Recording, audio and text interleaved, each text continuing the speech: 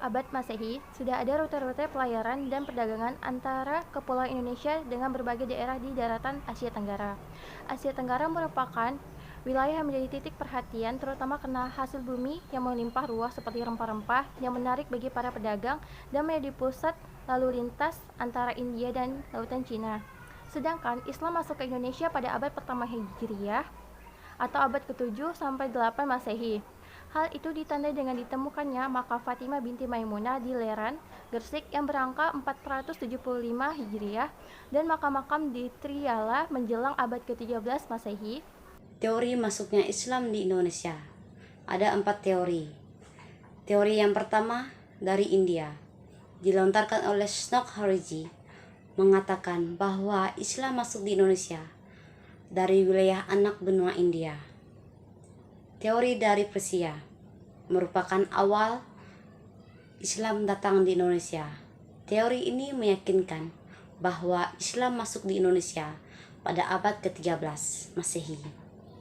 Teori yang ketiga dari Arabia atau Mekah, merupakan kritikan dari teori India dan Persia. Teori yang keempat dari Cina, banyaknya unsur-unsur budaya Cina di Indonesia. Hadi Jigep menyunting literatur Jawa klasik, catatan Jawa Melayu. Saluran dan cara Islamisasi di Indonesia. Sejak masuk dan berkembangnya Islam di Indonesia memerlukan waktu yang sangat panjang dan melalui beberapa saluran-saluran Islamisasi seperti yang pertama perdagangan, kemudian kesenian, pendidikan, perkawinan, dan tarekat atau tasawuf. Nah, yang selanjutnya yaitu ada perkawinan. Karena pedagang asing yang datang ke Indonesia banyak tidak mempunyai istri, maka mereka lebih memilih menikah dengan wanita pribumi. Dengan perkawinan ini, lingkungan mereka pun bertambah luas, sehingga muncul perkampungan, daerah-daerah, dan kerajaan Islam. Yang tidak kalah pentingnya adalah tasawuf, yang berfungsi sebagai pembentuk kehidupan sosial bangsa Indonesia. Dengan melalui tasawuf, memudahkan Islam untuk masuk ke orang-orang yang telah mengenal dasar ketuhanan. Yang selanjutnya adalah Islamisasi melalui dakwah. Selain oleh para pedagang, Islam juga didakwahkan dan disebarkan oleh para ulama yang memang berniat datang atau ditugaskan untuk mengajarkan ajaran tauhid.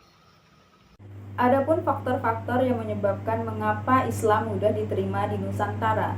Yang pertama, yaitu runtuhnya kerajaan Majapahit pada abad ke-15 Masehi. Yang kedua, syarat masuk Islam sangatlah mudah, cukup mengucapkan 2 kalimat syahadat. Yang ketiga, tidak mengenal sistem kasta. Yang keempat, penyebaran Islam secara damai.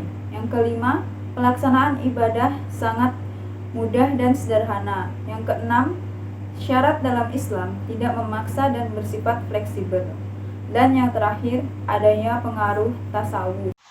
Adapun kerajaan-kerajaan Islam di Nusantara yaitu yang pertama Kerajaan Samudra Pasai, yang kedua Kerajaan Demak, yang ketiga Kerajaan Aceh Darussalam, yang keempat Kerajaan Banten, yang kelima Kerajaan Mataram, yang keenam Kerajaan Islam Panjang, yang ketujuh Kerajaan Islam Cirebon, yang kedelapan Kerajaan Islam Banjar.